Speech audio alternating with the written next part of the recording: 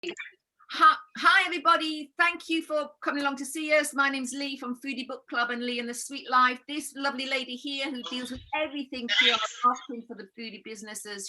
That's her expertise. She's the one who's sorting all the digital stuff out. And this, I am just so fan. I mean, look at it. We've already had this conversation. Dave J. Critchley. Oh my God. Say hello and tell me where you are right this second. Hello, everybody who's watching. I am in Luban Restaurant and I'm in a room which is really cool called the Food Lab. It's a brilliant room. It's where we do all our development. You can hire this room out and have a really amazing experience in here. There's a skeleton in here, there's glasses, there's conical strainers, and when this room is in full flow, I'll be cooking in here for 12 guests, one-on-one. People get involved, there's dry ice, there's smoke, there's music, there's just everything going on in here. So yeah, it's a really cool room, and yeah, I'm glad to be joining you guys this morning. Oh, thank you. So, I mean, I'm always sort of like tongue-tied. I mean, I know what I know. I mean, I normally don't stop talking, right? And Lizzie can tell you this, right? Yep. I thought I'd get it out my way with the first 15 minutes before we started recording, but I'm not sure I can. So, yeah. So basically, tell us what you're going to cook, and then maybe I'll just sort of like, get on a roll. Tell us what you're going to cook for us. Well, I thought today we'd do something quite classic, quite simple to do at home. Obviously, I'm a Chinese chef, although not Chinese, but we can come to that later. So we're going to do a really nice egg fried rice today. So I thought that'd be really nice lunch. It's quick and easy to do. And yeah, once you've mastered it at home, you're away. You can do all kinds of fried rices. So yeah, that's what we're going to do today. We've got some lovely ingredients. I've got some char siu pork. And what's really good about this dish is this is a leftovers dish. This is a use up from last night or the day before. But you can make it really healthy as well. So yeah, looking forward to it. Fabulous. And if you carry on talking, doing what you're doing, and I'll just keep shouting things at you, and if you can answer when we do, that'd be awesome, because it is like, and what we ask Dave to do, like we do it all of our chefs, is to just basically open the pantry, theoretically, obviously, and find ingredients that we would normally have at home or leftovers, because that's how most people cook. Unless you go into, Dave's fabulous restaurant in Liverpool, by the way, Lizzie and I are already on that list. Then that's how most people cook, especially in lockdown. I mean, it's difficult to find ingredients and, all on a budget and all that sort of stuff. Yeah, definitely. That's why this is so good as well. Traditionally, there would have been a big family meal one day, and the next day a fried rice or a rice bowl would be the perfect lunch. If you can imagine, like the Boxing Day, do you know what I mean? Or yeah, something like that. So big family meal one day, you'll have big loads of rice left over. And leftover rice, by the way, is the best rice to use for a fried rice, okay? Don't try and cook it fresh and then fry it, because it'll just be sticky, it'll be horrible. So this is the ultimate in use-up dishes, really. Everything will just be left in your fridge. And there's many, many different variants you can use. So if you've got a few prawns left over, if you've got a bit of chicken left over, it can all go in, and it all makes a great dish, so yeah. Can I ask you a question about the fried rice thing, right? Because I've heard lots of different things. First of all, why is left used? What is that? Of course, it's not used, because that would be a different story, wouldn't it? Leftover fried rice. Why is that better? First of all, and yeah, answer that one first, because I'm not a rice eater. I think that's why I'm asking, because I don't particularly like. Sorry, guys, I don't like rice. So this, I mean, I'm honest. Don't worry, Dave. I do. I love it. I know. I don't know, maybe because I just look at rice when it's like bland, when I go out somewhere and say like this rice thing, but I've never actually tried to make a rice dish with everything in it. So why leftover rice? Okay, so we want it to be as dry as possible, okay? So moisture in the rice is not going to work in a hot pan with oil, and it'll just end up clumping together. And what we really want to do is have almost individual grains of rice, because a lot of the mistakes that people make when making a fried rice is making it too wet. They add too much wet ingredients, or the rice is too wet, and what you get is something that isn't very pleasant, to be honest. It's a big clump, a big mushy clump of stuff, normally with too much soy sauce in as well. So, and it doesn't need to be like that, guys. Because maybe that's why I did it, because top tip. But yeah, so basically once it's cooked the night before, for example, and you'd have that nice steamed rice with a nice dish around the table, and a Chinese dining table is just amazing. There's so many different bowls going on, and everyone has a little bit of this and a little bit of that, and it's absolutely incredible. So big bowl of rice would be there in the centre, and obviously the leftover would be chilled down overnight into the fridge. So by the time it comes to you the next day, you've got this lovely, it's beautiful cooked rice, but it's dry now. Do you know what I mean? The moisture's gone. There's not a lot of starch like kicking around in there anymore because it's already been washed, cooked, and cooled. So yeah, the starch element is not going to be an issue either. So it's not going to be claggy. It's not going to stick together. And what we're after is really these individual grains of rice contact on the wok. That's what we're after. Dave, that I think is going to convince me to eat rice. That whole that not being claggy, because that's what I think. I think it's claggy in my mouth sometimes, and I just think Yeah. Can I ask you a question about rice and health? There's a time and a place for that claggy rice. Do you know what I mean? Like a wet rice to go with certain dishes. But for this one particularly, we want a nice dried out rice, really. So. So my top tip is don't try and cook the rice just before you want to do your fried rice. This needs to be done a little bit in advance, okay? That's where I go wrong.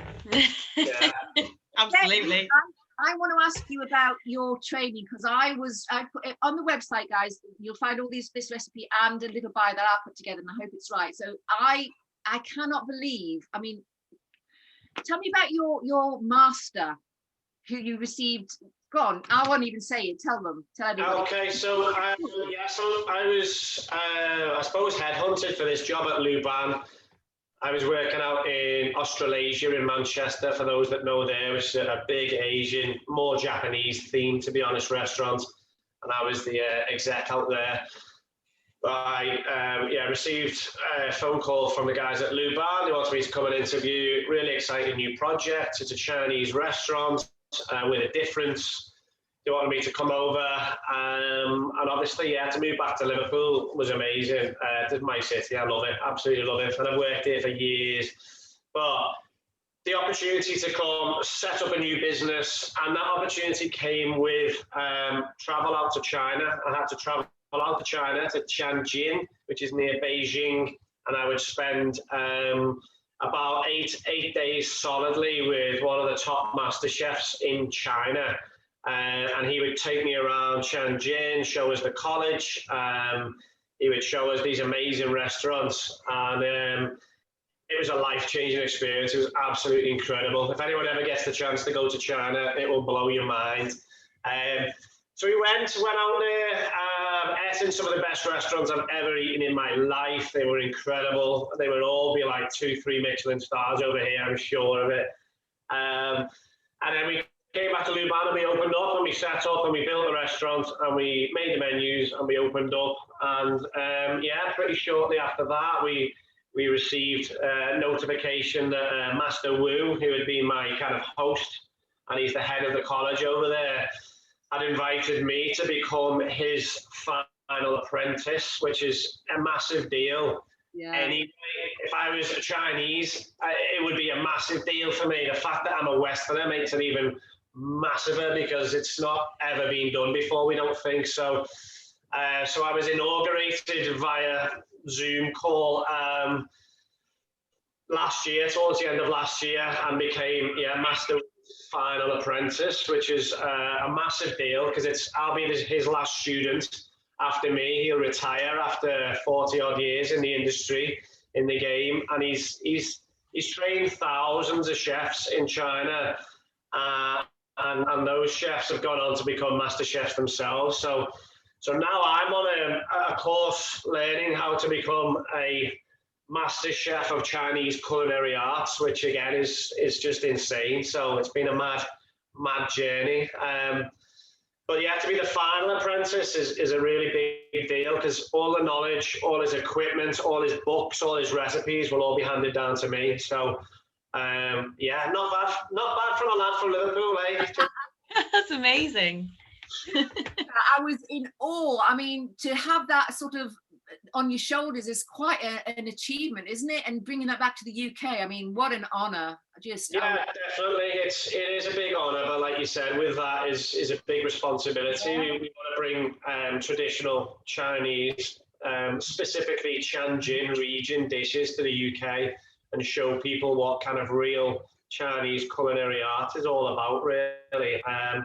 They're just light years ahead of where we believe them to be as a normal Joe public in the UK.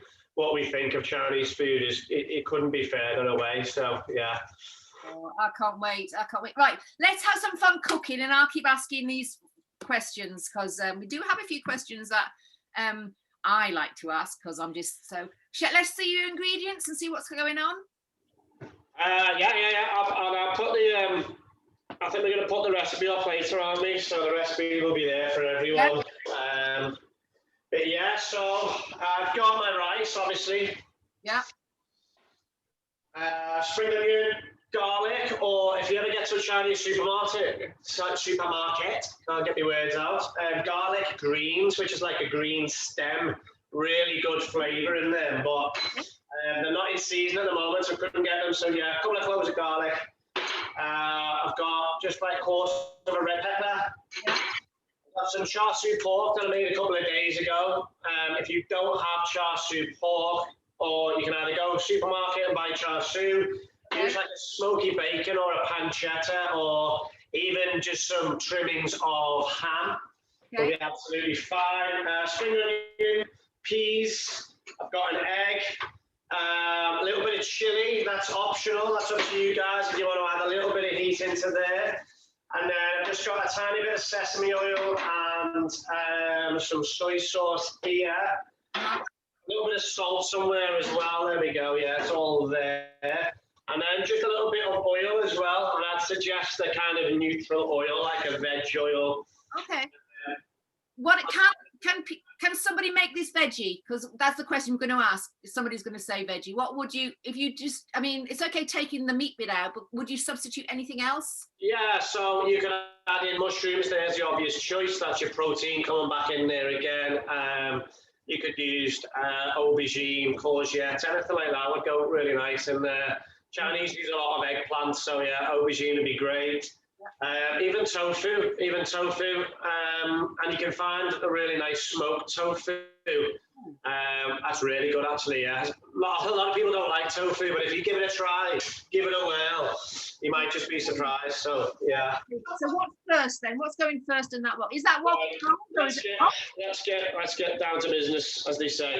Okay, so first of all, I want to get my wok on, and I want to get my wok on. That sounds cool, doesn't it? That sounds like a new category. Let's get walking. So I'm going to get the pan on, and I want to get it really hot, okay? I want to get it smoking hot. And I'm going to put a little bit of oil in there. That's just our veg oil, okay? And this is it's what we call seasoning the pan. Now, the reason I'm doing that is I want to create a non-stick surface here. And the best way to do that is just get some oil all the way around the pan. Get the temperature right up. I want to see a little bit of smoke here. So that's something that doesn't happen in a kitchen at home very often, is it? Having a hot pan that's smoking at home. People get a bit scared of that, I think. Yeah, don't be scared. Embrace the smoke.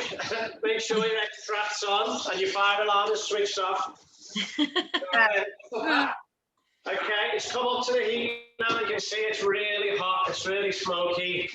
I can pour all that oil away, that excess oil. Oh, okay. I don't need it anymore. My pan is now non-stick. And I'm going to take the temperature down to kind of like a mid temperature now. So drop it right down to mid.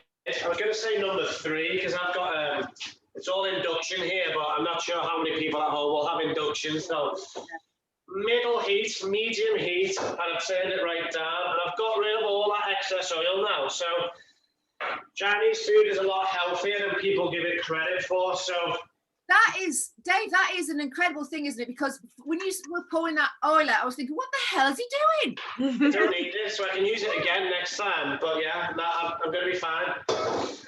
He says, and then watch it all stick now. Right, really quickly, can you see? What can you see? Right, I'm okay. Get my board. Can you see that? You can see that. Yeah, absolutely, can see it. Yeah. We'll go up there. Yep. And I'm just going to get the rest of the vegetables ready. Okay. I've already chopped my pepper. I'm just going to get a couple of cloves of garlic. You can get yourself one of these. This is going to be one of your questions later, isn't it? So, It is. Yeah, let's save that till later. Yeah. yeah. So I'm just roughly chopping the garlic. I don't want it too small, otherwise it's going to burn and it's going to go bitter, okay? Can I ask you a question about garlic? Yeah. Like, you know, again, normally I would probably like chop it really small or grate it or something like that. But I like the idea of having nice big chunks in there. Yeah, this is going to be a bit chunky. As I said, if you do go small on this, it might burn in the pan. Then it goes bitter, and that's not what you want at all. Okay, so right, next I'm going to chop some spring onion. Okay. And again, see that? Yeah. No, we're fine. We can see you just going on. Yeah, I know this is not ideal, but you know. We're making it work. We're making it work. And again, it doesn't have to be crazy. We're not after mad chopping skills here. Although Chinese cuisine, a lot of it is about how good the slices are, how good your chopping technique is. But listen, we're not master chefs yet. We're just doing a lunch at home, so this is fine. I'm going to probably put 2 spring onions in. So I'm going to take off the little hairy bit at the end. No one wants that. Take off dark green. The dark green ends, they can go. But just really after that really nice fragrant bit, which is the white part. But you're not going to throw those away, are you, Dave? No, not at all. So the dark green will normally be added back into a dish later to add colour. So the white part of the onion is going to bring flavour. And the green part will be later for colour, okay? Okay. So that's what we use it. Both of them now. And let's get them into the pan. That's the garlic and the onions are going in there now. And this is basically the base of a lot of Chinese dishes. They will begin by adding these kind of flavours into the pan. And it's not overly hot. I want to release the flavors, the aromats. I want to smell those flavors, garlic, onion. That's what I'm after at this stage. We'll give that about 30 seconds or so. And then, if we want to, we're going to add just a little bit of chopped chili, okay? I'm not going heavy on this. This is quite a strong chili. And I don't want it to blow my mouth away. That's not the point of this dish. It's more for a bit of more aromats. Chinese food is very much about balance, so we want aromats, we want flavors, but we don't want something that completely takes over the dish. Yeah. That's just a waste of everyone's time. So yeah, there we go. That's just nicely trickling away there. Little bit of sizzle, but not too much. I don't want them going black or brown at the moment. Let's talk chilies, Dave. Let's talk chilies, all right? Let's so you talk chilies. What is the hottest you would use in any of your dishes, and what is the mildest? Because you were talking flavour, not burning your lips off, aren't you? Yeah. So if the Chinese use a lot of dried spices as well, and what you can find is the dried chilies can be really intense. So you'd use a couple of them in a large pan of something like like a soup or like a slow braised piece of meat. You would find like dried chilies and loads of dried spices in there. So there is Chinese dried chilies, and then normally, yeah, you'll find red chili, and what's known in Chinese cuisine as heaven-facing chilies, which is a really nice name. I've not really seen them over in the UK, and it's just more about the shape as they're growing. They kind of bend up. So. And what's cool as well, from this region of China, it's not far from the Sichuan region, and we all know Sichuan pepper. Yeah. But people mistake Sichuan pepper for heat. The Sichuan peppercorn doesn't give any heat. Sichuan peppercorn numbs the mouth, and the Chinese use that along with chilies, so you actually get to taste the flavour of the chili. So numb the mouth with the Szechuan peppercorn, and then you get to taste the flavours of the chili without it just blowing you away. So Right, I think it's really cool. Okay, I've got my chili, garlic, spring onion. I can smell the aromats already. It smells beautiful. I'm just taking my time on these. I want to release the flavours without burning them. And now I'm going to go into the pan with my char siu. Okay. Smells good. We don't need loads. Okay, so, and this dish is, like we said, it's a use-up dish. It's a nice light dish, really. Fried rice should be. I know the ones from our Chinese takeaways can sometimes be really heavy, stodgy, but they do taste great, don't they?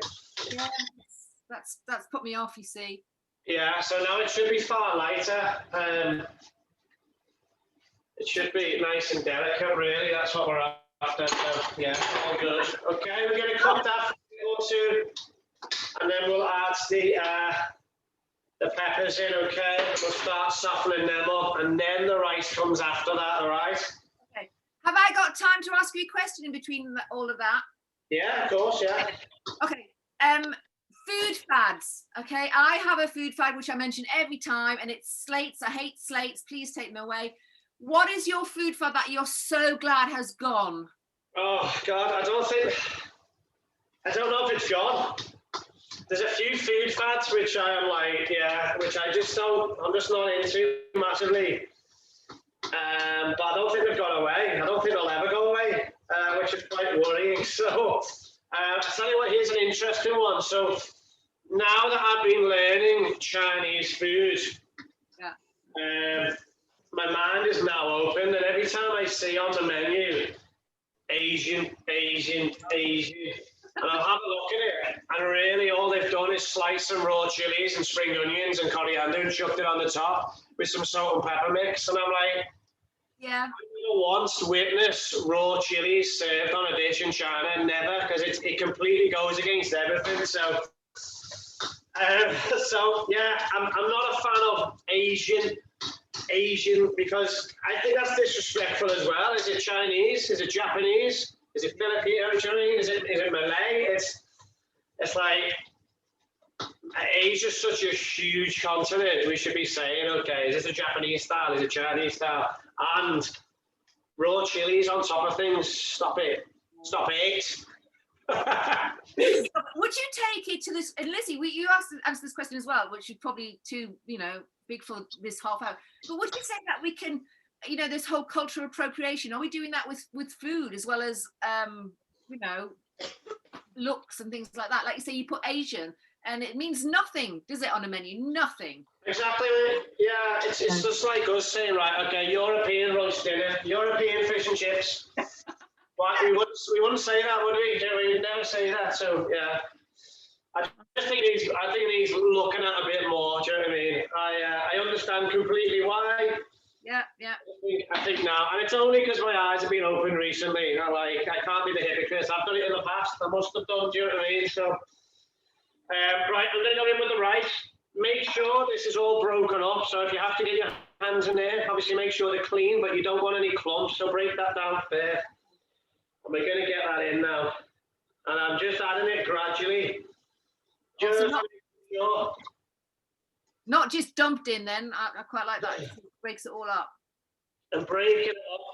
I'm seeing here why I do it all wrong if I try to make fried rice at home. This is one of the reasons I wanted to do this dish today, is because it's probably a dish that gets a bit of a bad rep. And it's probably just because it's not being done properly.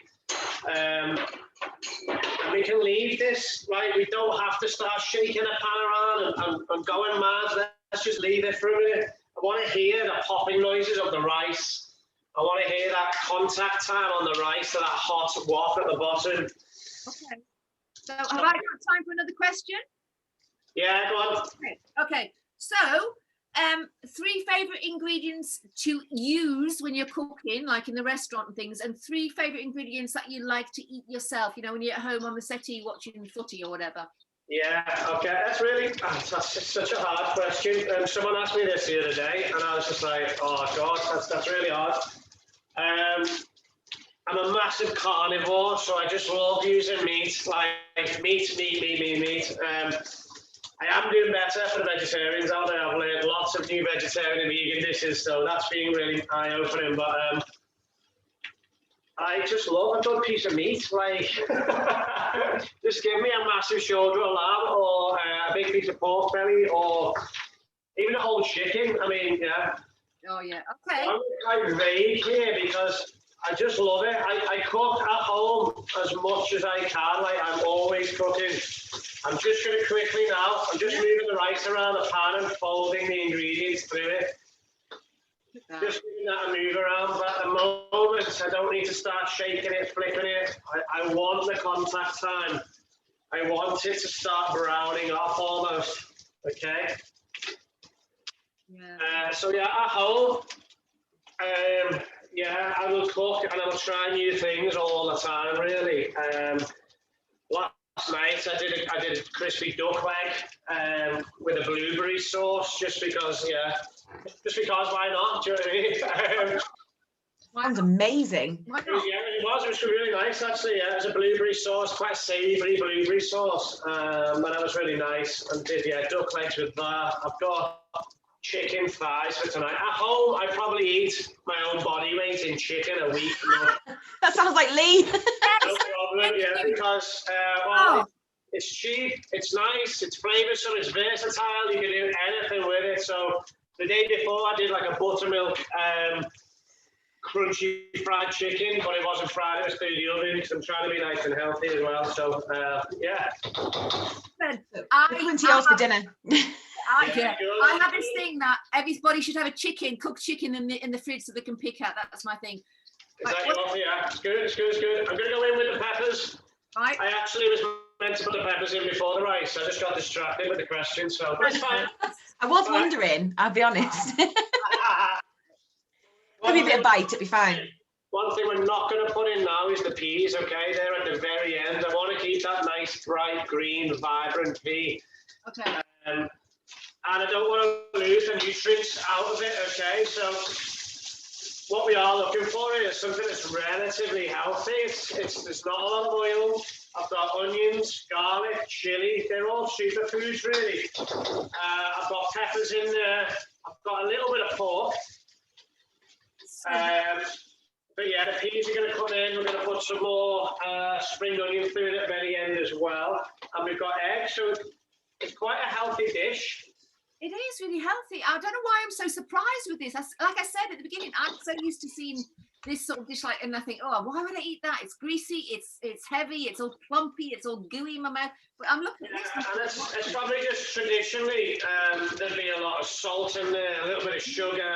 MSG would be in there from the chippies, and loads of oils, lots of sesame oil, lots of soy sauce as well. But it's not really the traditional way. That's more for the British palate, should we say? That's what our palates have demanded that we get from Chinese restaurants. We want this salt, we want this unhealthiness, we want this grease. But it's not at all what I've witnessed over in China at all. So, right, we've got a little bit of colour forming on the rice now, and that's brilliant. That's what I'm after. We're getting this noise. It's a bit like the Rice Krispies in the morning. That's awesome. Yeah, so that's what we're after. We want crunchy, crispy little bits in there. Yeah. Like we said, if people don't... Oh, you're just showing off now. People don't give it enough time to kind of crisp up, crunch up. Yeah. Get nice crispy. And then I'm going to put a little pinch of salt in there, not loads, but it does need some seasoning. And what salt do you prefer? I'm using sea salt at this moment in time. There's nothing wrong with just using table salt at home, just a little pinch of that. And again, you get nice texture, you get a little tiny crunch of salt in there, so that'll be really nice. Okay, we give it a good stir. Right, and the egg. Now, this is the bit that I think a lot of people get wrong. So, I'm going to crack my egg. Yeah. The egg needs its own place to cook in the wok. It sounds a bit strange, so a lot of people will just chuck the egg in and it'll get stuck to the rice and you kind of lose all that nice crunchiness that you've worked on. And Okay, so good. I'm going to make a little space over on the side of the pan. You see what I'm doing over here? Right, that's just such, I mean, that's like common sense, right? But I would just dump the egg in, you know. Yeah, that's what I do. Again, I'm seeing why I do it wrong. Yeah, because the egg will come in and clump everything together. Exactly. Facing a battle to kind of separate the egg back out again, do you know what I mean? Which doesn't make any sense. No. But what was brilliant over in China was you'd see these huge woks. So I mean, I'm talking like this size wok. Okay. And Yep. these weigh a ton, and you'd see the chefs with massive forearms because they were so strong from doing the woks. Wow. And they'd have all the different sections of the wok cooking different things because you've got this big surface area. All your ingredients cook at slightly different times, so you can't all just be thrown in at once because stuff will overcook. And that's where you see all my ingredients were all laid out, weren't they? And that's very much what you'd see in the Chinese kitchens. Everything's to hand, and it all goes in at the right times. But yeah, so we're going to make a little space over here. Okay. A tiny bit of that oil from before, but not much, like literally a teaspoon now. I can see it steaming still. I can still see that smoke. Look at it, it's popping. It's like popping now. Yeah, and that's what we're after, because that means we're going to get nice colour, we're going to get texture, we're going to get flavour as well. So in with the egg, guys. Okay, I've just cracked it. It's still whole. Okay. I'm going to go in with the egg. Now what was taught as well is, just let the egg white cook for a second. And then we're going to, then we'll break the yolk into it. Okay.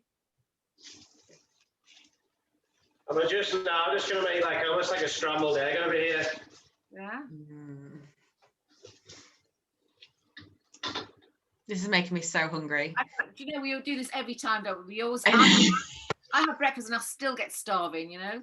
If I was to, like, when we order Chinese takeaway, obviously I know it's not the same caliber, but it's like special fried rice is always on the menu.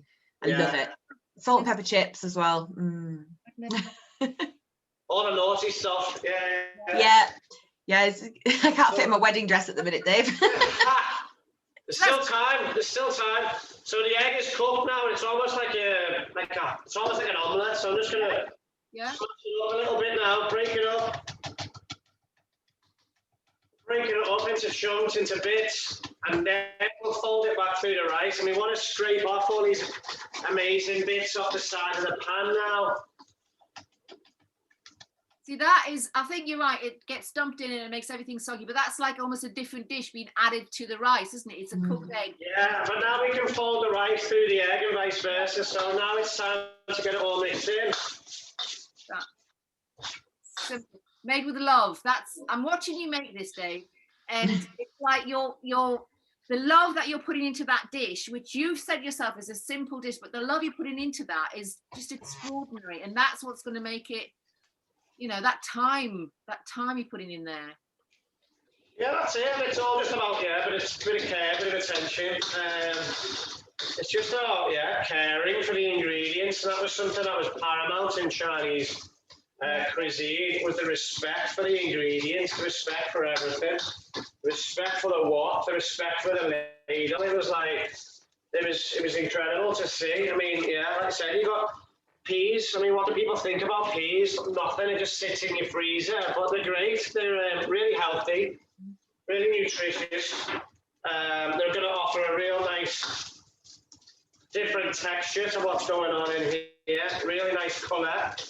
So I'm going to go in with the peas now. But everything was always what's in season, finding the best possible ingredient you could. And that was whether, if you're a billionaire over in China, you find the best ingredient you could. But it's the same if you were living on the poverty line. You find the best ingredient you can, do you know what I mean? And you use it and you respect it. So that's really nice. I'm just scraping off little bits that have caught to the side and caught to the bottom. They're great. That's what we want. Nice little crunchy bits, nice bits of flavour. And you can almost get the flavours from the wok as well. So, yeah, that's looking good at the moment. There's no clumpy bits. All the rice is still in individual beans. Do you know what I mean? That's what I'm looking at. I'm back to the whole clumpy thing. I'm looking at the rice. Is like when you move it around in the pan, when you do that sort of like really clever magic trick of lifting it up and shaking it. Every individual piece of rice is separate. There's no clump in that. Yeah, no clumpiness. We don't want that. We want, it's why it's so much lighter and just more pleasant than other versions, and certainly ones I've had in the past that have been quite wet, soggy. We are going to put some liquids into it in a second now to finish it off, but only a small amount. It doesn't need much. Yeah. I'm going to put some of the green in now from the spring onion. Excellent. Ooh. Yum. Nice. The emphasis is obviously on keeping all the ingredients as fresh as possible. So the peas and the green part of the spring onion will only cook for like a minute or two. Yeah. We want to keep them nice, fresh, green. And we're almost there now, actually. So I don't know if there's some more questions to ask. Oh, loads of good questions. Yeah. Okay, so if it was my birthday tomorrow, what one purchase for me as a home cook would you suggest? I'd make sure you've got a good set of pans. I mean, a wok. I cook absolutely everything in my wok at home now. But I have done for a while, even before I started my Chinese journey. I found the wok really useful. So I'm going to say get a good wok. Get a good wok. It's so versatile. You can do anything there. You can deep fry, you can steam, you can pan fry, you can slow cook. I mean, that's why they're so versatile and so widely used across Asia. Because one pan, that could have been all you had, do you know what I mean? And it would do everything. It would do absolutely everything you needed it to do. So, yeah, a good wok, I'm going to say. I don't have a wok. I know. I feel embarrassed to say that, actually, quite frankly, Dave, after watching you. I feel embarrassed. Okay, so give me one top tip for the home cook. All right, try and make it fun. Don't put too much pressure on yourself. Do you know what I mean? Like you plan it out. But... Can we see your face, Dave? Just move it up a bit so we can see your face. Hello. Oh, hello. Fabulous. It's a good face. Yeah, try and have some fun. It doesn't have to be. Don't put too much stress on yourself. Like life's stressful enough. Cooking should be fun at home. You should enjoy it. So. Yeah, make a plan, but if you put a bit too much of that in, who cares? You know what I mean? Does it taste good? Great. You know what I mean? If it doesn't, okay, not so great. Next time we learn from that mistake. But yeah, plan a little bit ahead, but you don't have to go into too much detail. Know what you want to do. Find a recipe. Make sure you've got your ingredients. Make sure you've got everything there ready. But then just try and enjoy it. Like I said, it should be fun. It should be enjoyable. My mum, good cook, but she absolutely hated it. She always hated it. Do you know what I mean? And I was like, well, you should enjoy it, I think, anyway. You'll get more of a kick out of it when you do something really nice. I mean, that's the best advice ever. It's amazing how many chefs we've done this with, and almost all of them have said that as an answer. It's really... Just don't put too much stress on yourself. I mean, I think it's different for chefs. At home, if I get something wrong, I probably beat myself up about it because I put myself under a lot of stress to make sure that dish is right every single time. So if something's not quite right, I'm not happy with myself at all. So yeah, but don't do that. That's I'm just going to pour a tiny bit of sesame oil in, and you're looking like a teaspoon maximum, okay? Maybe even half a teaspoon. Wow. That's loads, okay? It's so fragrant and loads of flavour from this.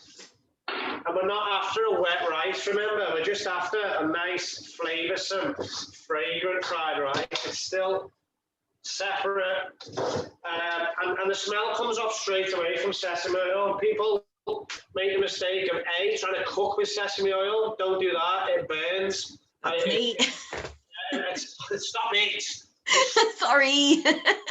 Sorry, we need you. Oil is a seasoning towards the very end of the dish, okay? Last job is got to be this. Okay. And yeah, don't cook with it because it tends to burn and it'll change the flavour of everything and it overpowers. So, and then I've got some really nice soy sauce as well. And again, this is just a little bit. That's why I've used salt already in the dish, because I don't want to discolour it too much. Once you add a dark soy in, or any kind of soy, it is going to change the colour. Is it right that dark for doing one thing and light for doing another?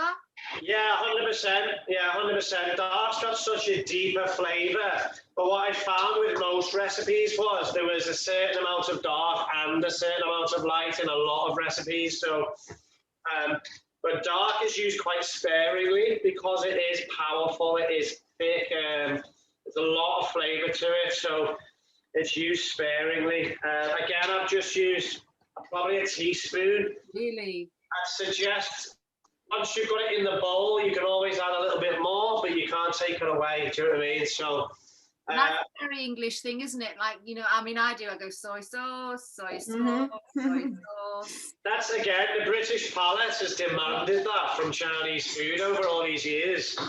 But when I was in China, very little soy was not the prominent flavour. Do you know what I mean? So the perfect example of that is dumplings. When we have like dumplings here in the UK, we're like that. Where's the soy sauce? Big massive bowl of soy sauce. Don't get it in. That just wasn't done at all. It was always a dark vinegar that we dip your dumplings into, because vinegar is a flavour enhancer. Soy is just killing all the flavours, and you're just tasting soy, salt. That's all you're tasting. So yeah, these master chefs have trained for centuries to develop these amazing dumplings, really light flavours, pork, ginger, spring onion.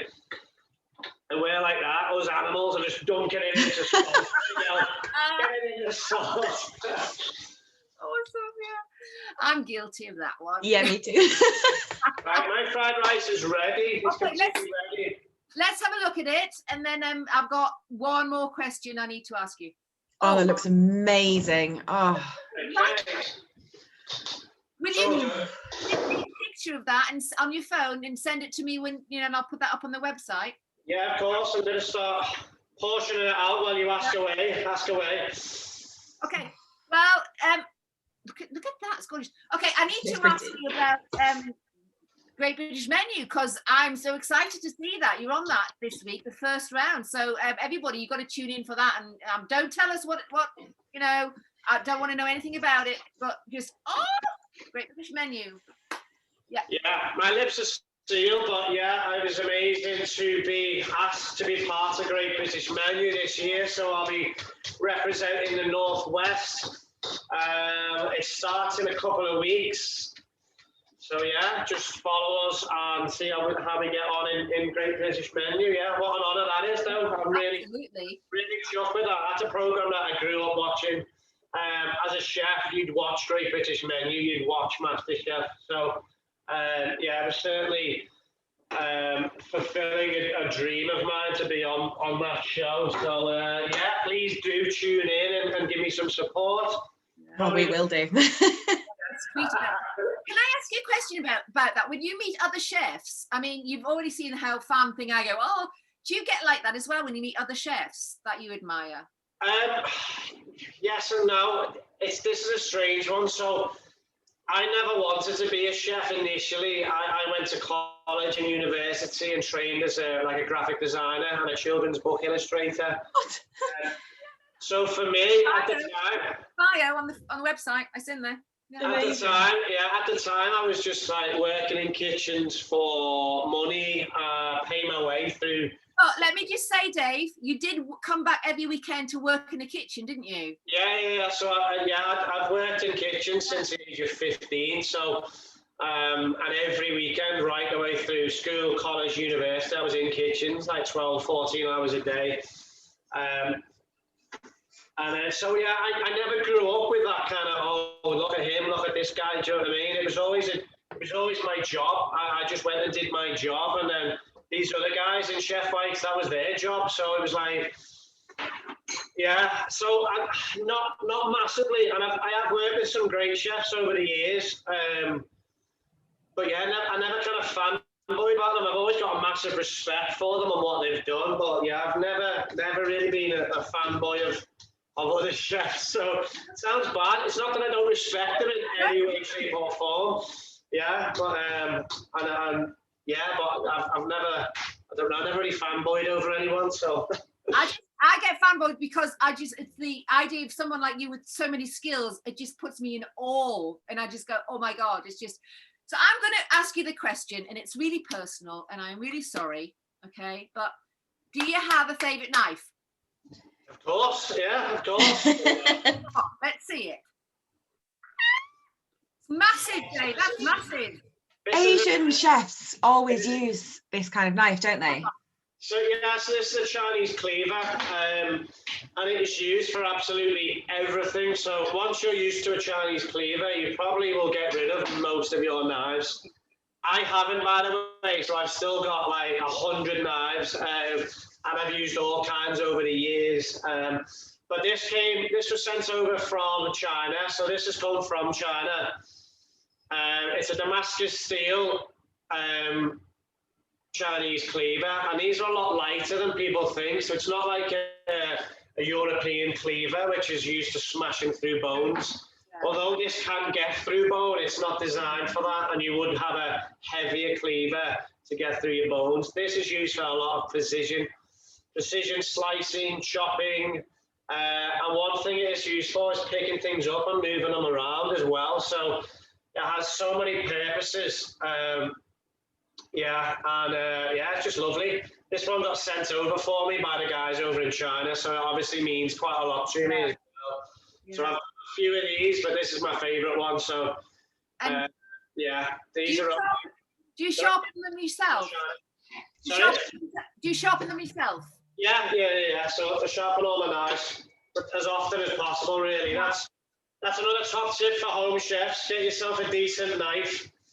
And make sure it's sharp, okay? Because, yeah, a blunt knife is a dangerous knife. I was always told far more likely to damage yourself on a blunt knife than you are on a sharp knife. So, yeah, get yourself some good kit at home. Spend a few extra quid, all right? Look at that. Oh, my God. Let's just have a look at the nice bowls.